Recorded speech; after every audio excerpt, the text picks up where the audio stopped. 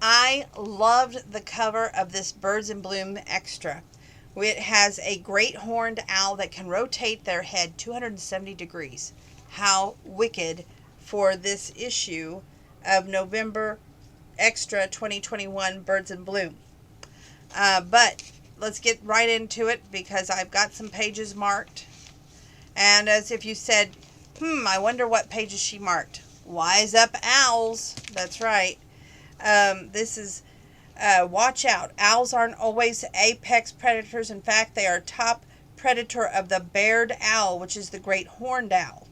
19 spectacular species boast a toolbox of specialized traits, live in an array environment from thick woodlands to chilly tundra plains in the U.S. and Canada. Here are some most fascinating facts about the one-of-a-kind group of birds by Rachel Madel. Some owls are actually early birds, rising to hunt initially at dawn and then again at dusk. Great, gray, and northern pygmy owls remain active during the day when their preferred prey, small mammals and birds, are most prevalent. Interesting.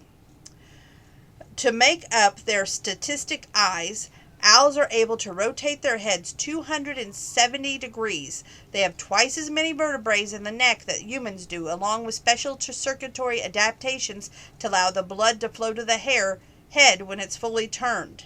They show a picture of a short-eared owl. Gorgeous. And then they show that owls have surprisingly versatile feet. They're zygodactyl, which means they have two pairs of toes that face different directions. Even more impressive, one of the toes can swivel back and forth to help them perch or catch their prey. And of course, they show a picture of the great horned owl's talons.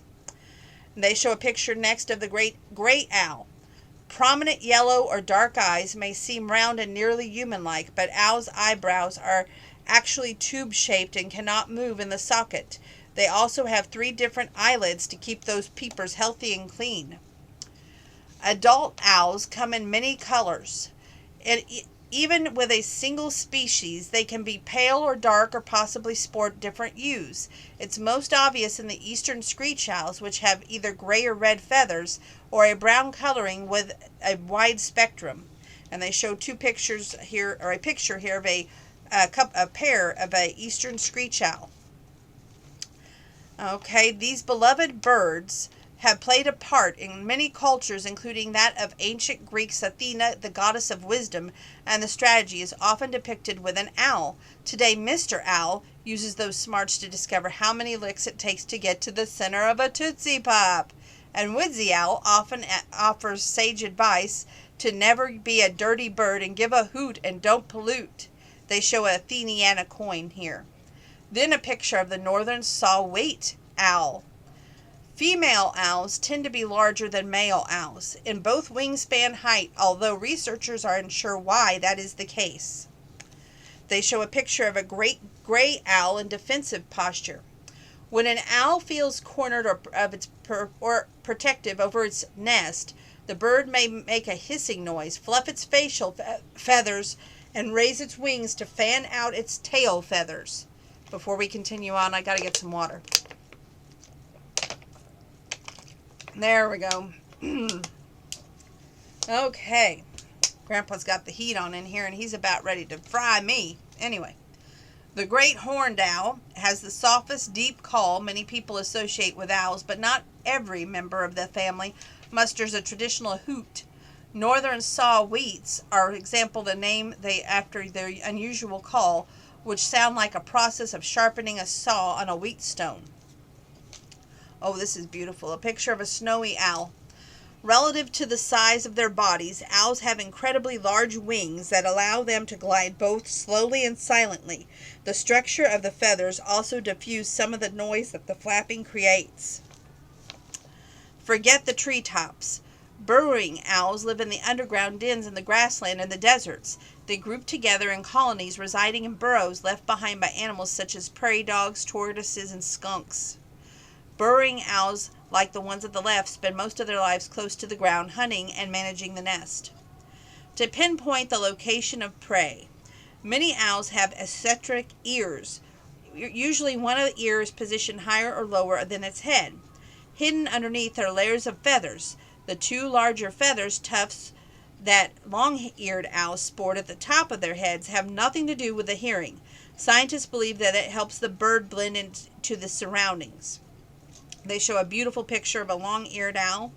And then it says Rachel Maddow started learning bird songs with owls. Their noises, like the cooks, who cooks for you, who cooks for you all, of the barred owl, are more distinctive than the songbird calls to her ears. Okay. My mom does feed hummingbirds, and I thought this was a nice little tidbit here across the fence. What's your best suit feeding tip?